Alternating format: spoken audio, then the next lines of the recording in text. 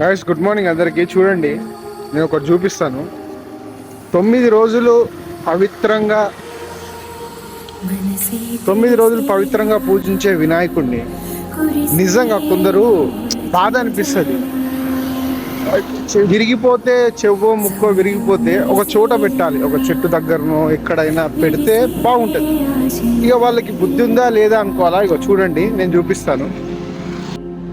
ఇగో ఇది మౌలాలి సైడ్, మీరు గమనించండి. ఇక్కడ మొత్తం అందరు వచ్చలు వస్తారు. ఇగో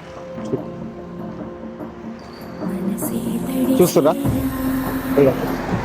మంచి మెయిన్ రోడ్డు, చాలా ప్లేస్ ఉంది. ఇగో ఉచ్చలు పోస్తారు. ఇట్లా ఈ ఉచ్చలు పోసే దగ్గర ఎవడు పెట్టొచ్చు? ఇంత పవిత్రంగా పూజించేది ఇక ఉచ్చలు పోసే దగ్గర పెడతారా గైస్ ఎవరైనా?